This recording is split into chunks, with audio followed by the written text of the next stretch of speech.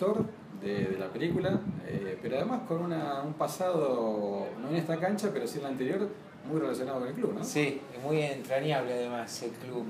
Y yo jugué en Deportivo Morón, llegué acá en el año 83, hice un año de inferiores, al otro año el polaco Semenewis que venía a ver los partidos de inferiores, a mí en inferiores me iba bastante bien, metía muchos goles y me acuerdo que en el 4 de enero, o en realidad días anteriores al fin de año, me llega un telegrama a casa diciéndome que me tenía que presentar en el club el 4 de enero, que empezaba a hacer la pretemporada con la primera, y eso fue, creo que tengo todavía el telegrama guardado en alguna caja en la casa de mis viejos, porque fue así como una de las mejores noticias que me pasaron. Así que hice toda esa pretemporada del 84 y a partir de ahí ese equipo fue difícil jugar. Estuve algunos partidos de suplente porque fue para mí un equipazo que tenía Morón, donde estaba el Pampa Gambier, Miguel Colombati, Lucho Armani, el Gringo Baloy, digo, Bustingorria.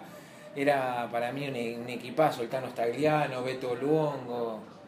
Un equipo de lujo, ¿no? Un equipo de lujo que los chicos llegaron a jugar el octogonal, jugaron unos partidos contra Racing buenísimos, pero bueno, siguió Racing, digamos. Por un gol.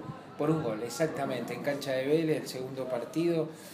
Y bueno, nada, después me tocó con Pipo Ferreiro debutar en el 85 en un partido visitante contra Tigre, y ahí ya más o menos empecé a jugar.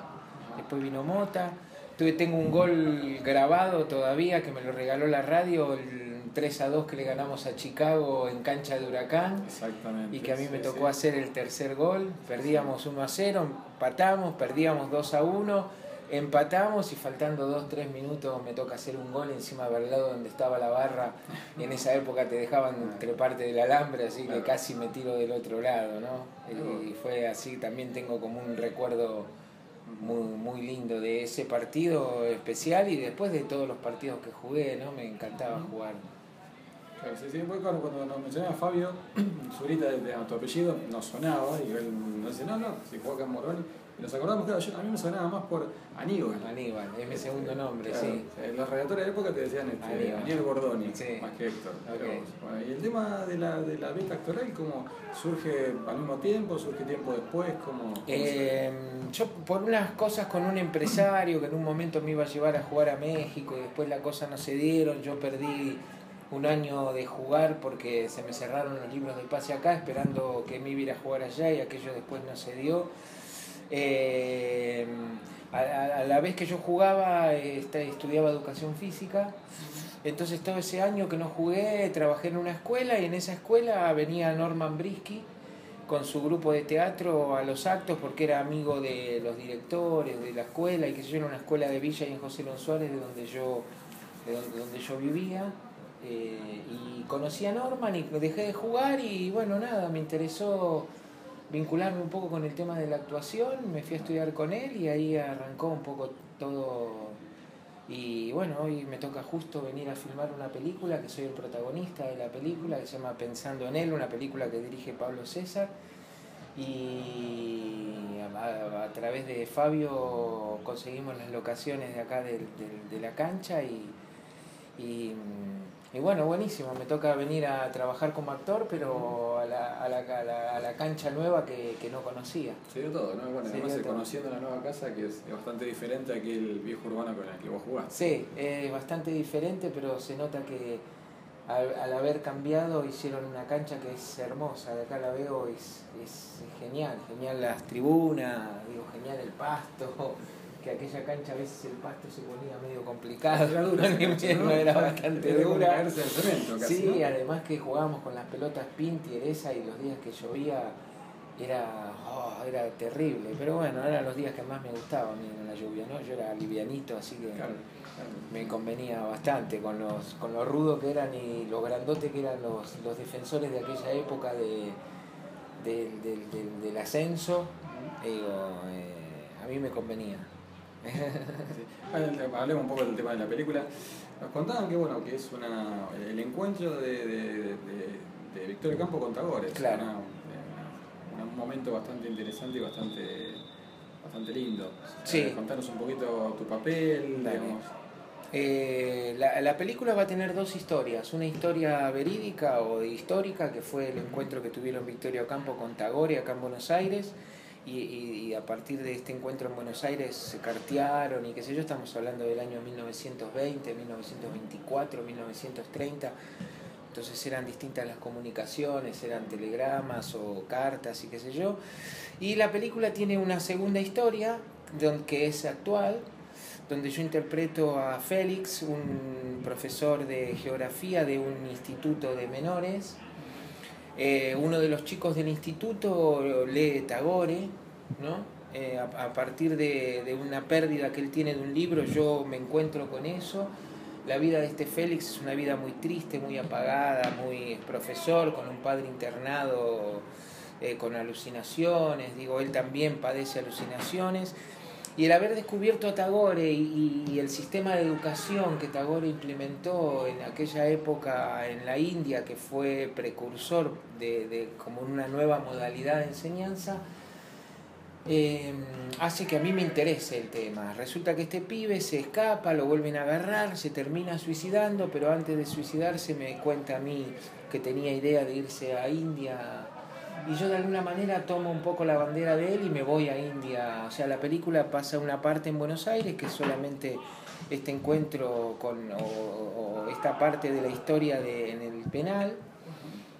Y después una otra parte que ya la filmamos toda el mes pasado, que me fui 5 semanas a la India y estuvimos filmando ahí en la escuela misma de Tagore. Así que nada, es una película, a mí me gusta mucho el guión, está muy bueno. ¿El guión es El guión es de un escritor que se llama Jerónimo Toubes, que aparte va a ser un personaje en la película.